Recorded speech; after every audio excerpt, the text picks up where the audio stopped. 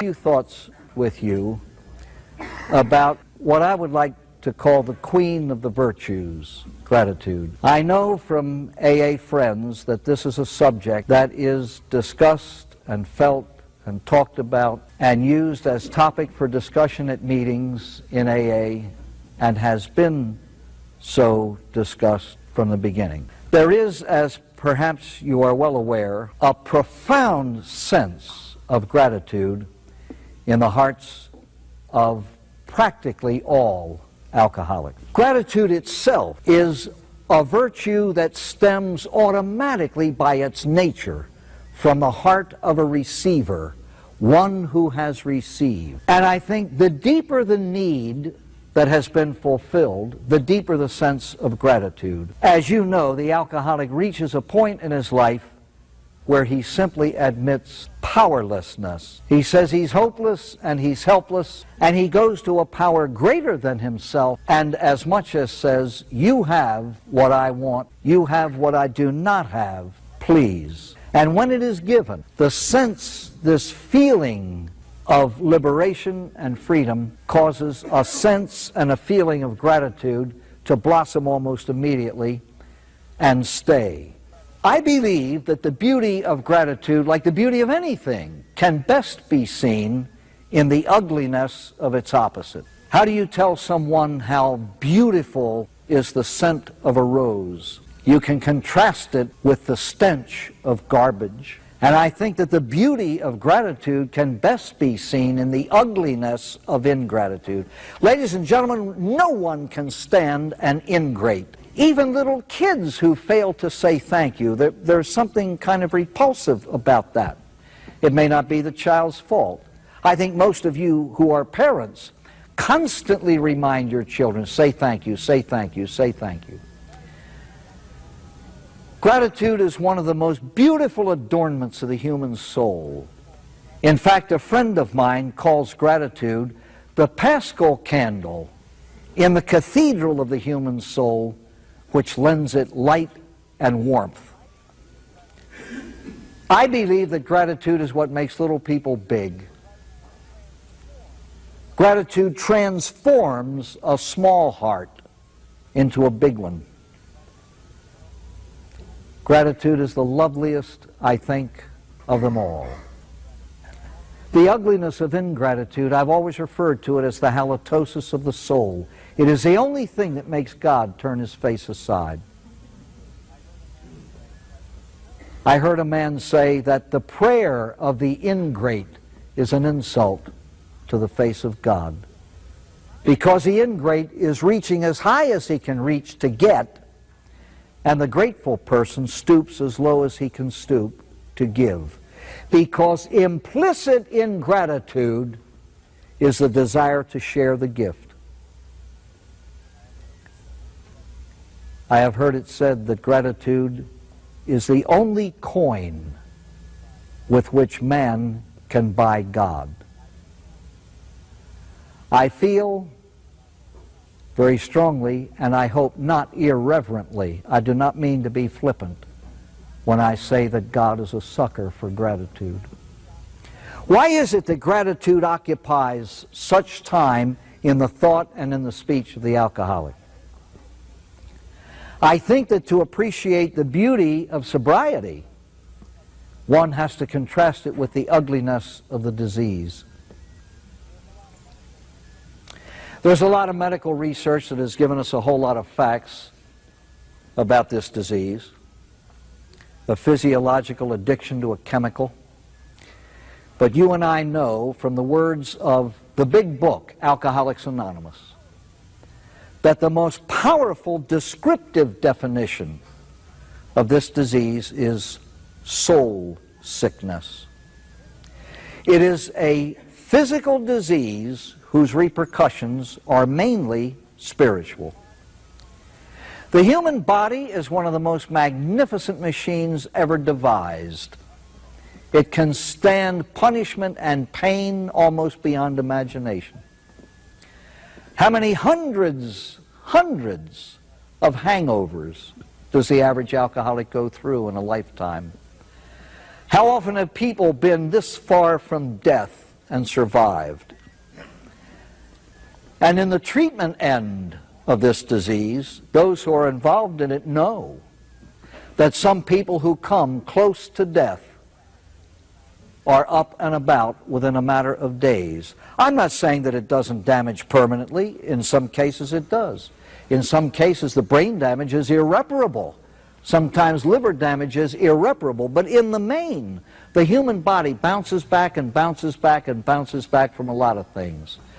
The damage, as I've said this so many times in so many other talks, but I think it is of utmost importance tonight to understand the depth and the nature of this illness. It robs us of freedom, I heard a man say. Freedom. This is the one ingredient essential to the human being to fulfill the purpose for which he was created, to love God, to love neighbor as he loves self. If he isn't free, he can't love.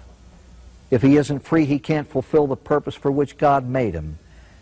And so he winds up frustrated. He winds up isolated from those three things. The three relationships he was created to have are all but destroyed. He's isolated from God because he isn't living the way he knows God intended him to live, because he's living against his conscience. Every alcoholic lives for a greater or lesser period of time in denial. A denial is a prostitution of the soul. The human mind is built for truth, not lying, not fallacy, not misconception, not half-truth. It's built for truth. And it is prostituted when it allows itself to accept and spread the lie. And the alcoholic not only verbalizes a lie, he lives it. The alcoholic lives a lie. Does not the alcoholic function in such a way as to try to get others to believe he's not drinking when he's drinking? Does he not cover up his drinking? Does he not lie about the escapades and on and on? And he does this for years. You cannot trample on your conscience without pain. So many alcoholics have been isolated from God to such a degree that many of them say there simply is no God that handles that problem. When Bill Wilson, the co-founder of AA, went out to people saying, get right with God and you'll be able to quit drinking, half of them turned him off. One change was made in the 12 steps. In step 2, he had said, we came to believe that God could restore us to sanity. And that term God was so threatening he had to substitute a much more generic term until the alcoholic had enough freedom from alcohol to be able to accept in the 3rd step God as we understood him. If a person is not living according to the rules that God has laid down and figures in his own sense of guilt that he is displeasing to God, how can he have any kind of peace within himself? He hates himself. Perhaps you've heard me say so many times that the greatest blessing God can give an alcoholic is to enable him to look into a mirror and just experience a desire to vomit because he can't stand what he's looking at. By the way, I can take seriousness for so long, but I was just reminded of a wonderful Hal Roach story. He's Ireland's wonderful comic.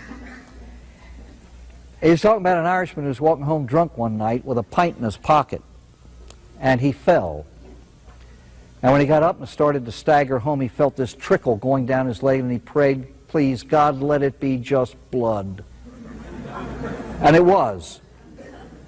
And he got home, and the wife was snoring. She was asleep, and he snuck by her into the bathroom, and he took his clothes off, and he had a nick or two on his backside. and he was trying to see it and he couldn't. Well, anyway, he reached for the Band-Aids, and when his job was done, back into bed he crept. And in the morning when he woke up, he pretended that he had gone to bed earlier than he had. And she was furious. She said, "You was drunk last night."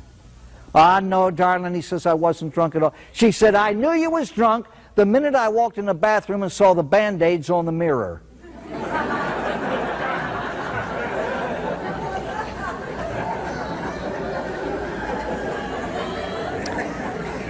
You see, the disease does do things to alcoholics and makes them function in a rather wacky way. And I've often said that if we didn't laugh, we'd cry as we discuss this disease. The alcoholic is then isolated from fellow humans. Who was it that said the alcoholic is alone in a crowd? Whoever said that didn't even come close. The loneliness in the heart of the alcoholic is indescribable. He's like a swimmer isolated under the surface of the water, knowing that soon his lungs will burst and it'll all be over. He's like a prisoner, locked alone with no jailer around.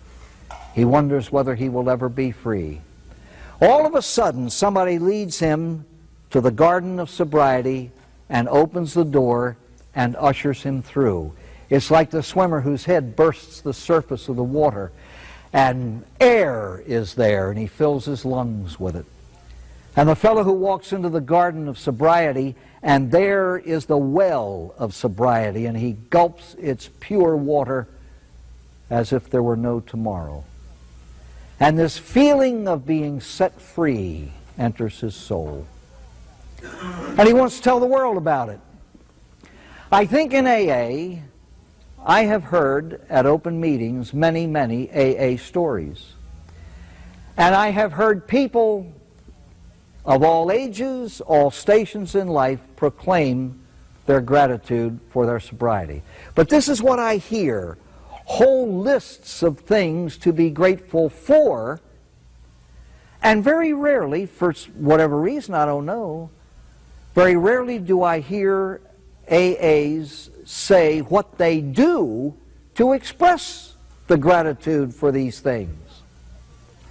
Every one of us on earth has a list, a litany of things to be grateful for.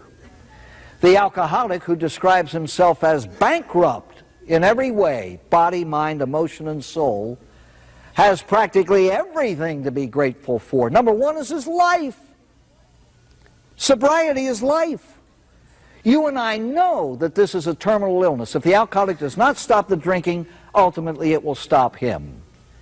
And so automatically all alcoholics have a list of things that each has to be grateful for. They differ in emphasis, they differ in degree, but fundamentally all of these things every alcoholic has on his list. Peace of mind and peace of soul, this thing that we call serenity. It now exists in the heart of the alcoholic in place of the confusion, the utter, complete confusion that had existed before. He doesn't know which end is up precisely because he has lived with a drugged brain. He's in a fog. Everything is hazy. Everything is gray. The fog has lifted. The confusion is gone. He knows what to do. Trust God, clean house, help others. Dr. Bob's 6-word summary of the 12 steps. He knows that if he is to stay alive and to be happy, he tries to live these 12 principles of rational behavior. And so the confusion is replaced with this wonderful sense of settling, serenity, and peace. One of the things that he has missed most is respect for himself. How often have any of you in AA meetings ever heard this expression? I like me now. And I like me now because I'm living the way I believe God intends me to live. And so, self-hatred is replaced with self-respect. The confidence that I am a human being, I am capable of living, I am capable of accomplishing, above all else, I am capable of helping another human being. Self-confidence replaces the utter helplessness.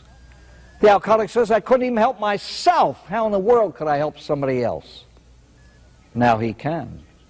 Now he can. Faith, a deepening of his faith in a power greater than self, because he has experienced it. And it takes the place of despair. I have often said, despair is one thing printed on the sheet of a theology textbook. It's another thing to experience it here. Again, like a lot of pain, it's indescribable. Hope takes the place of desperation. I have heard at graduations in treatment centers these words: when I walked in the front door of this place, I simply felt hopeless. It was hopeless. This was my third or fourth or fifth treatment. This will be another of the same. There was just no hope.